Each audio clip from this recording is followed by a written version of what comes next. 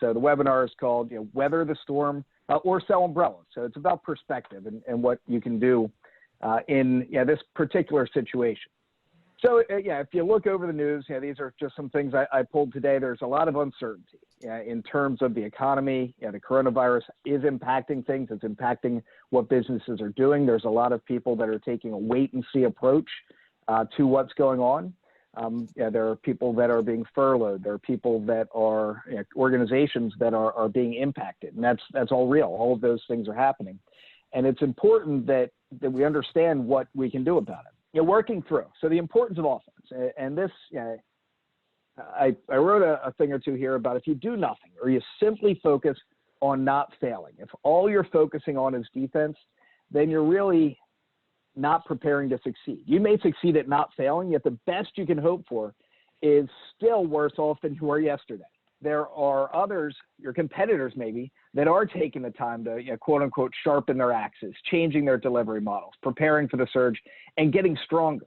So if all you're doing is sitting back and waiting, you're falling further and further behind the people that are doing something.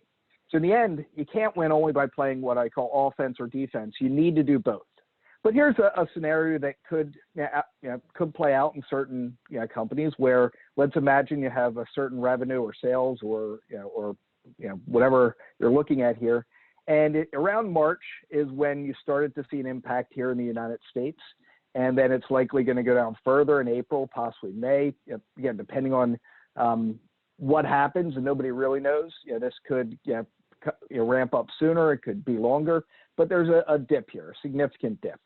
And then ideally at some point in time, things go back to normal. Now, and it might be a longer curve. But the general concept is that there's a dip, and you could either choose to go with it. If you have a dip like this, you minimize your expenses and you stay alive here, and then you just come back to normal, and then you're just going to have a revenue drop. You're going to have a significant impact from this situation.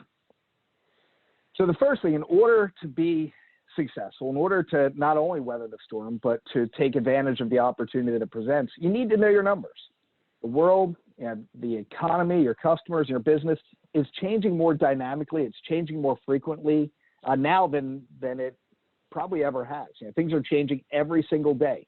So it is important to have your finger on the pulse of your business in order to understand the impact of both external forces and the actions that you're taking to see whether they are moving you in the right direction. So what can you do? If you don't have metrics or you're not comfortable with your metrics, now's the time to get on top of it. You should have good metrics, smart metrics, measurable, attainable, relevant, time-bound, just like SMART goals, and they should align with your organization goals. In addition to your metrics, know what's important to have, to know what's going on in different areas. Meet regularly to know what's going on and take action. And be clear on communication and expectations of everyone that has metrics, that has highlights, that are reporting on what's going on. Managers and really all levels should be on top of this. I put some examples here, but the metrics, key performance indicators are going to be relevant based on, one, the group within your organization. What is it that is a good number?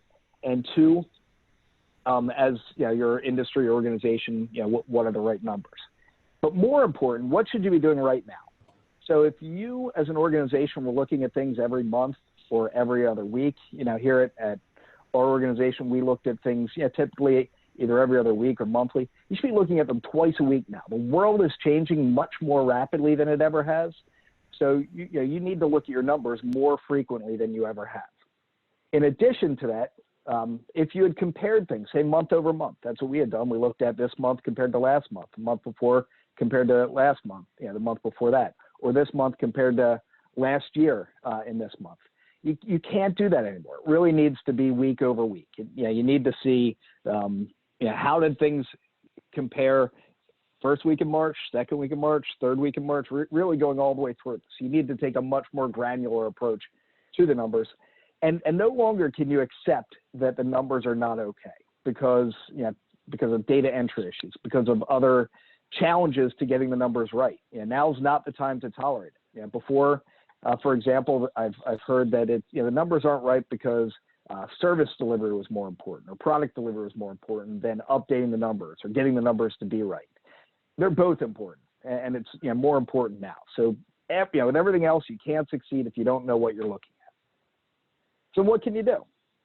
One thing you can do is change your delivery models. Many consumers and businesses are looking for safer and lower risk ways to do business with you. For many consumer-based businesses, it means remote, low-touch delivery of products or services. In other cases, it's important to ensure your staff are able to work remotely, of course, following CDC or other mandated social distancing requirements. So if you are still in the office, you need to work probably differently there than you ever have. Or if you have all of your team or a majority of your team working remotely, we still need to be able to deliver on the products or services. So you need to take some time to figure out what does that look like and not just expect it to happen productively.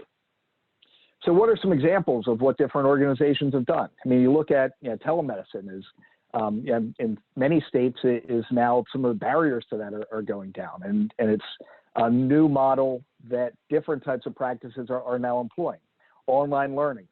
You've seen online concerts. The movies, instead of being put in movie theaters, now they're going right to your television. Rapid changes in how these things are delivered.